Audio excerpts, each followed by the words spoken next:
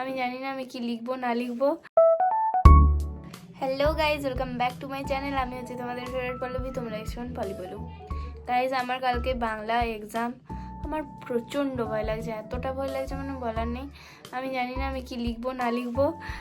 Class 10 অবধি আমার বানি বানি লেখার ক্ষমতা ছিল, কিন্তু ক্লাস 11-এ আমি পড়াশোনা করিনি। সিরিয়াসলি বলছি, আমি সত্যি বলছি, ক্লাস 11-এ পড়াশোনা করিনি, বাট ক্লাস 12-এ আমি পড়াশোনা একটু হলেও করছি। তো ক্লাস 10 অবধি আমি বানি বানি লিখতাম, ঠিক আছে। যদি আনকমন কোনো কোশ্চেন পড়তাম আমি বানি বানি লিখে দিতাম। তো ক্লাস 12-এ আমি ভাবছি যে আমি সত্যি পারবো তো, মানে কনফিডেন্সটা সেই আসছে না আমার ক্লাস 10-এ যেরকম ছিল। তো যাই হোক, কাল কি হবে সেটা কালই জানা যাবে। আর সেটা কি হবে সেটা এখন বোর্ড জানে, বুঝলে তো। ব্যাপারটা হচ্ছে এটা, আমি তো নিজের বেস্ট দিয়ে সবটাই পড়ছি, ঠিক আছে। যেগুলো পারছি না সেগুলো, মানে একটা কোশ্চেন না আমি পারিনি, কোথাও পাইনি, কারোর কাছ থেকে পাইনি। আর হ্যাঁ, গুগল থেকে পেয়েছিলাম, কিন্তু ওইটাতে মানে এত কঠিন কঠিন ভাষা যে বলার নেই।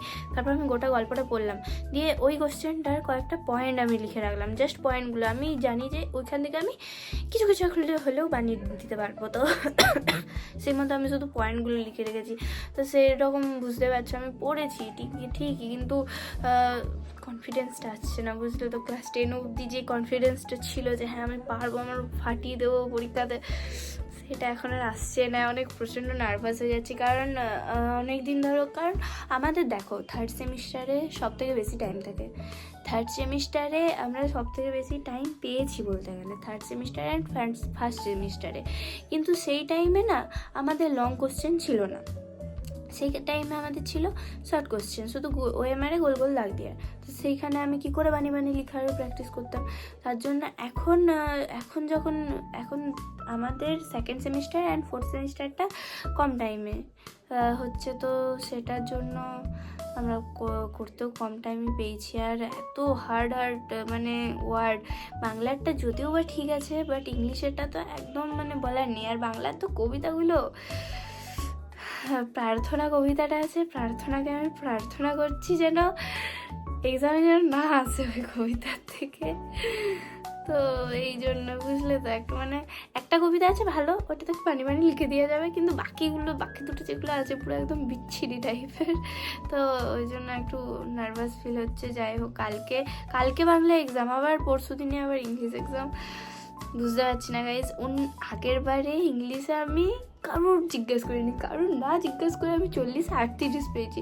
আর এইবারে সেমে ইংলিশের কি অবস্থা জানো, এত বড় বড় কোশ্চেন, এত হার্ড ওয়ার্ড, মানে কোশ্চেনের ওয়ার্ড, মানে বলাই যাচ্ছে না। আমি বুঝতেই পারছি না আমি কী করবো। আমার প্রচণ্ড নার্ভাস ফিল লাগছে, আমি জানি না আমি কী করবো। আমার খুব ভয় লাগছে, মাথা ধরে যাচ্ছে যেন, টেনশনে পুরো।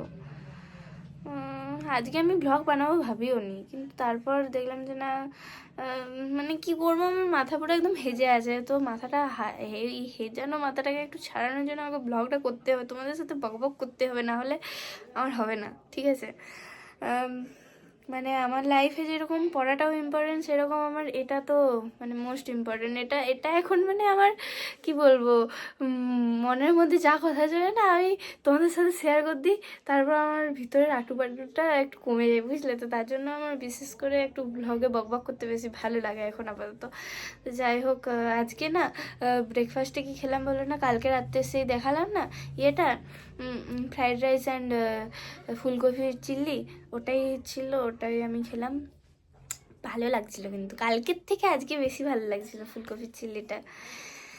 যাই হোক গাইজ, আমার প্রচণ্ড টেনশন লাগছে, আমি কী করবো কিছু পাচ্ছি না। ভয় লাগছে গাইজ, প্রার্থনা করে যেন আমার এক্সাম ভালো হয়।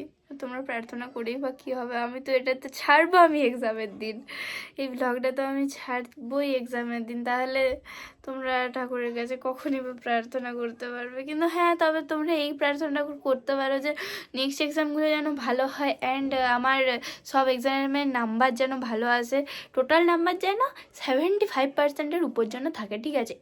এই প্রার্থনাটা অন্তত করো ঠাকুরের কাছে, প্লিজ এইটুকু আমার জন্য করে দাও, ঠাকুরকে একটু বলে দাও। হ্যাঁ, ঠাকুরকে আমিও বলেছি, অনেকবারই বলছি, বুঝতে পারছি না ঠাকুর এবারে আমার কথা শুনবে না শুনবে, আমার মাথায় কোনো কাজ করছে না। যদিও বা আমি যতবারই বিপদে পড়ি আমার ঠাকুর আমাকে ঠিক বাঁচিয়ে নেই, তার জন্য ঠাকুরের উপর আমার ভরসা আছে।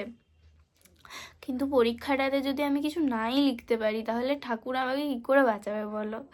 আমার খালি খাতাটা দেখে, শুধু নামটা দেখে তো আর মানে যে খাতা চেক করবে সে তো আর নাম্বার দিয়ে দেবে না, না? তো সেটার জন্য একটু ভয় লাগছে গাইজ, বুঝতে পারছি না কি হবে না হবে। যাই হোক, আমি আমার বেস্ট দিয়ে পড়ছি, ঠিক আছে? মানে যেই মেয়েটা কোনোদিন জেরক্স থেকে পড়তে পারতো না, জেরক্স থেকে আমি খাতায় তুলে পর সব কোশ্চেনের অ্যান্সার মুখস্থ করতাম, ঠিক আছে? জেরক্স থেকে আমি তুলতাম খাতাতে, মানে বুঝতে পারছো? সেই মেয়েটা এখন ফোন দেখে দেখে পড়ে নিচ্ছে, আর ফোন দেখে দেখে ঝরঝর মুখস্থ করছে। ভাবতে পারছো কতটাই টাইমের অভাব? টাইমের অভাবটা আমার জন্যই হয়েছে যদিও, কিন্তু না গাইজ, টাইমের অভাব আমার জন্য হয়েছে বললে হবে না, কারণ আমাদের সিলেবাস কমপ্লিট করে রিভিশন করার এনাফ টাইম আমরা পাইনি, সিরিয়াসলি বলছি সেটা। তো তার জন্য একটু ম্যানেজ করতেই হবে, কিছু করার নেই। যাই হোক গাইজ, আমি ভাবছি এবারে এক্সামের ভ্লগগুলো না লংই করব, মিনি ভ্লগ করব না, কারণ কি বলবো, কারণ কিছুই নাই, আমার লং ব্লগ করতে মন যাচ্ছে, মিনি ব্লগ করতে মন যাচ্ছে না, তাই আমার না ঠোঁটগুলো তো আমার জ্বলছে। আমি এতক্ষণ ধরে আমার নিজের মুখটা তক্ক দেখিনি, এতক্ষণে আমি মুখটা এই ক্যামেরাতে দেখলাম, ভাবতে পারছো আমার মুখের কি অবস্থা হয়েছিল? আমি নিজেও জানতাম না। বিরক্ত লাগছে, ভয় লাগছে। যা আমার পাশে যেই মেয়েটা পড়ছে, মানে আমার পাশে তো অন্য স্কুলের মেয়ে, তাদেরকে আমি চিনি না, বাট আমার পিছনে যে বসে তার সাথে কথা হচ্ছে, ও বলছে ভাই আমি শেষ, আমি বলছি আমিও শেষ। A few moments later. Guys, আমার ফোনের স্টোরেজ ফুল হয়ে গেছিলো। যাই হোক, আমি যেটা বলছিলাম যে আমার পিছনে যে মেয়েটা বসে সেও আমাকে বলছে যে ভাই আমার কিছু হয়নি, আমি শেষ। আমি বলছি আমারও ভাই হয় নাই, মাথা ব্যথা ধরে যাচ্ছে। তো যাই হোক, ভয় লাগছে খুব।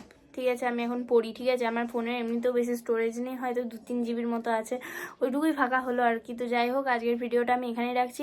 ভালো লাগলে একটা লাইক শেয়ার কমেন্ট অবশ্যই করে দিও, আর ঠাকুরের কাছে প্রে করো, আর আমাকে সাবস্ক্রাইবটা করতে ভুলো না, ঠিক আছে? অবশ্যই করো, ঠিক আছে? সাবস্ক্রাইবটা তাড়াতাড়ি করে দাও। অ্যান্ড হ্যাঁ, আমার পরীক্ষা যেন ভালো হয় সেই কামনা করো, আমার ভালো ভালো নাম্বার যেন হয় সেই কামনা করো, ঠিক আছে? টাটা, দেখা হবে নেক্সট ব্লগে। বাই, আমি পড়ি, তোমরাও তোমাদের কাজ করো, ঠিক আছে? টাটা।